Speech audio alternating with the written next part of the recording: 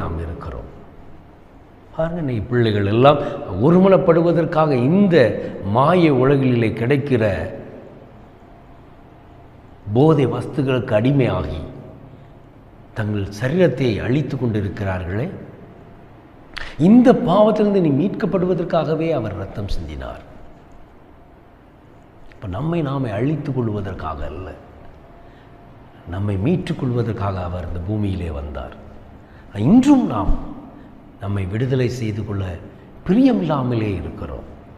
நீ விரும்பும் பொழுதுதான், ஒருவேளை நம்மளால் இயலாமல் இருக்கலாம், ஆனால் கர்த்தரிடத்தில் நீ என்னை நான் விடுவிக்க பிரயாசப்படுகிறேன், ஆனால் என்னால் என்னை விடுவித்துக் கொள்வதற்கு இயலாமையினால் என்னால் போராடி கொண்டு இருக்கிறேன், எனக்கு உதவி செய்யும் என்று சொன்னால் நிச்சயமாக உதவி செய்வார், விடுதலை செய்வார்.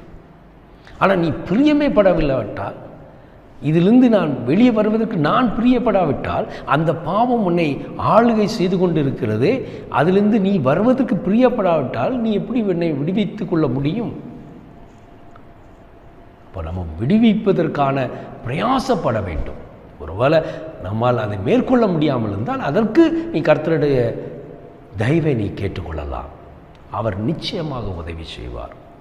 அவர் உதவி செய்வதற்காக ஆயத்தமாக இருக்கிறார். கூப்பிடுகிற யாவருக்கும் இறங்குகிற கர்த்தர், அவர் இறங்குவார். ஆனால் நாம் கூப்பிட வேண்டும் என்று விரும்புகிறார். நீ பாவியாய் மரிப்பதற்காக அவர் பாவியாய் இந்த பாவத்தை சுமக்கவில்லை. உன்னுடைய பாவத்தையும் என்னுடைய பாவத்தையும் அவர் சிலுவையிலே சுமந்து மரித்து 3ஆம் நாள் உயிர்த்தெழுந்தார் என்றால், எதற்காக உயிர்த்தெழுந்தார், எதற்காக மரித்தார் என்று பார்த்தோமானால், நம்மை பாவத்திலிருந்து மீட்டுக்கொள்வதற்காகவும் ரட்சிப்புங்கிற கிருபையை தந்து நம்மை வழி நடத்துவதற்காக தான். நீங்கள் ரட்சிப்புனா என்னன்னே தெரியாமல் வாழ்ந்து கொண்டிருக்கு. ஒரு நீ மரணம் உனக்கு சம்பவித்தாலும் அந்த ரட்சிப்புங்கிற கிருபையோடு நீ மறிக்க வேண்டும். அப்பொழுது அவர் வரும் பொழுது முதலாவது எழுந்து செல்வாய். ஒருவேளை உயிரோடு இருந்தோமானால் இந்த ரட்சிப்பை நீ காத்து கொண்டிருந்தே, ஆனால் கரைப்படாமல் நாம் அதை காத்து கொண்டோமானால் மர்வமாகும் என்று வேதம் சொல்கிறது. அவரோடு எடுத்துக்கொள்ளப்படுவோம். அப்போ நம்ம அதற்கு ஆயத்தமாக இருக்க வேண்டும் அல்லவா? அவர் உலக இரட்சகராய் இந்த பூமிக்கு வந்தார், பாவியாக இருக்கிற சகல மனிதர்களை மீட்டுக்கொள்ளும்படி. இந்த பூமியில் உள்ள வாழ்கிற ஜனங்கள் யாவரும் மீட்கொள்ள வேண்டும் அப்படிங்கிறதுக்காகவே அவர் இந்த பூமியில் வந்து சிலுவையிலே தன்னை ஒப்பு கொடுத்தார், பலியானார்.